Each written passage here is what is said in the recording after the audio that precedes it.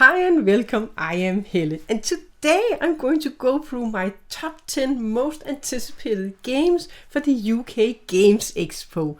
I have been through the list of new games, all that are available to buy. So let's go through my list. And by the way, there's less than 2 weeks to the UK Games Expo and I so look forward to going. Can't wait. Let's have a look at the games that I have chosen for my list. The first game that caught my attention is Earth Gambit Light, and this is a social deduction game with hidden identities, but not really a social deduction game. They do call it a social adventure game, because I think it's not as much as a deduction, but more of a social adventure, and that intrigued me with this game. What does this mean? What does this social adventure game mean? I do like social deduction games. I do like games with hidden roles where you kind of don't know who you can trust in the game, and yeah. So there's not much description for this game, but I definitely want to have a closer look at the game and see how it works. So that is my first game on the list, my number 10th game, Earth Gambit. And another game that caught my attention is Sagasu Sea of Space. And this is a game, a party game, where people we're going to be on a spaceship, and we can only communicate over a space radio. And they're going to be a deck of cards, and then all players are going to have some cards to their hand. And we are on this spaceship, and we need to make lifeboats because this spaceship is apparently going to be damaged. And we need to escape on lifeboats. And you're going to have an active player that's going to get a card, and they have to describe this card. But they cannot use gestures, so you cannot use your hands in any way. You can only speak over this space radio. And you have to describe your card, and then all other players have to look at the cards they have to their hand and see if they think they have a match with the card you are describing. And if they do, they're going to say that they want what you have. And if then they're going to get the card you have, and they're going to match it with the card they have, but it's going to be face down, so they don't know if it really matches. And then you're going to play until you have a certain amount of match sets of cards. I think the standard was 4. So if you have 4 sets and another player, you are going to have 2 players. And then when the game ends, you are going to have at least 2 players that have at least 4 sets of cards. And then you're going to choose which lifeboat you want to get away with. And then you're going to reveal the cards on the lifeboats. And if you have at least 4 matches, then you are safe and you won't sink. But if you have less, then the lifeboat is going to sink and you're going to lose. Cooperative game, but it might be you can all win if you're all on a lifeboat that didn't sink. But if you are on a lifeboat that sinks, then you're going to lose. So you can have some that will win and some that will lose. And all can lose and all can win. So it seems like a fun party game. And another game that caught my attention is Melia, and this is a game for 1 to 4 players. And in this game, you're going to get a deck, and you're going to build your deck, and you're going to have your own board with these drops on them, and you need to get rid of all the drops. So it's a deck building game where you need to get cards and build your deck, and then somehow move all these drops out of your board. So that seems interesting and a new take to a game where you have a deck building, but also some other mechanics. And I don't quite know what this one does, but yeah, definitely a game I also want to look into. And next up I have Sense, and this is a game for 2 to 4 players, a quick card game where you have some elements of Take That.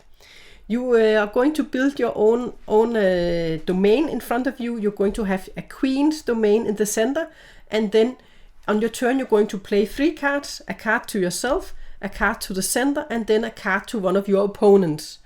And you need to be the one with the most points in the end of the game. But on the queen's deck here, you have a positive and a negative side. And this will determine if a card type is going to give plus points or minus points. So you can infect the cards on this side, the ones you have and the ones your opponents have. So there's kind of a take that, but all players, they're going to do it. So it seems like a fun take to a quick card game. And then some of the cards, they also have some abilities. That is also a game I want to have a closer look at. Conservers also caught my attention. This is a solo game where it actually has 12 different scenarios you can go through, and you're going to have your own little fishing boat at the start of the game, and then you're going to go out and fish and hopefully catch a lot of fish.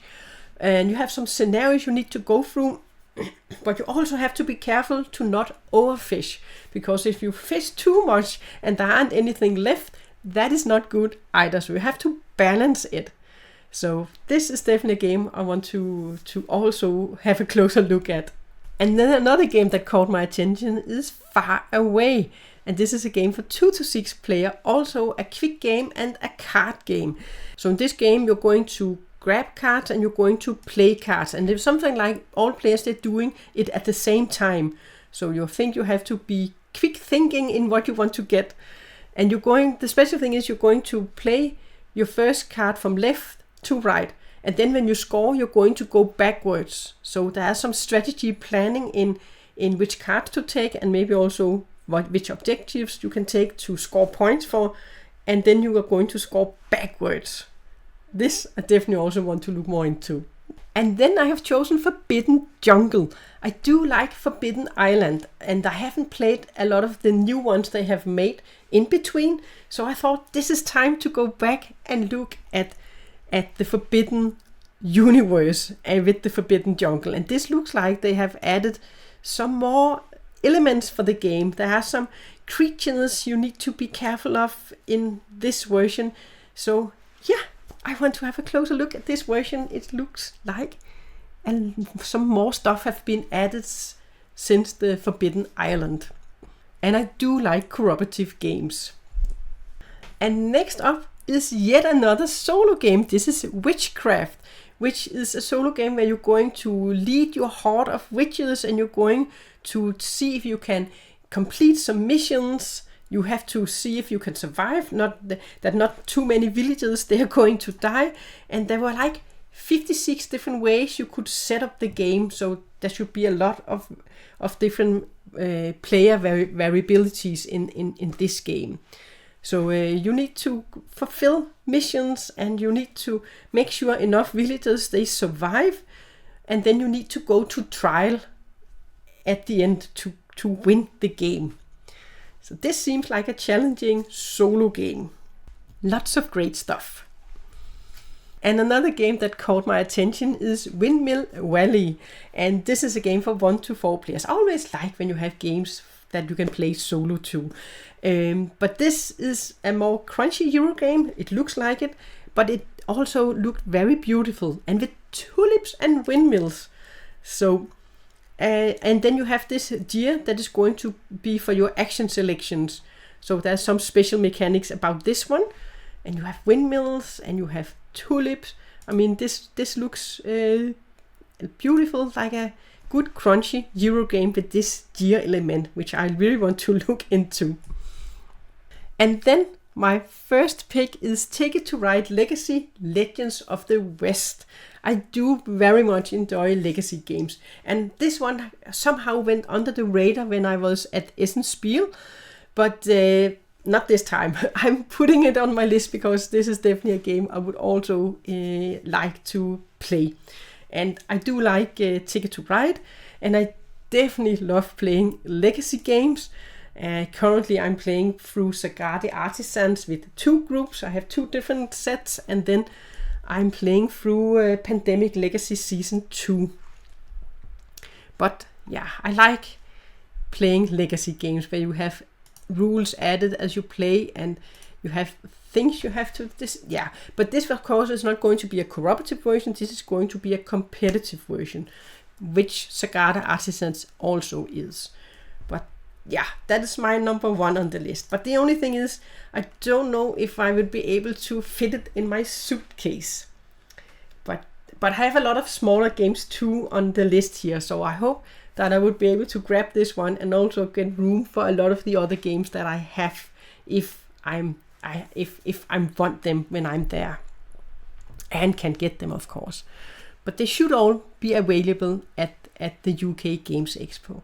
But that was the 10 games that I have chosen for my list, and I so much look forward to attending in just at the moment 12 days until the convention. Do you have some games, if you're going to the UK Games Expo, that you have an eye on, that you want to have a closer look at, that you think I should too? But of course, remember, this is all games that you can purchase. I have not looked at all the games that are not available yet, that haven't been released. So this is all games that have been released. Some of them, a lot of them are actually for last year, but that's okay. That is what we have available here. But that was my list. Thanks for watching.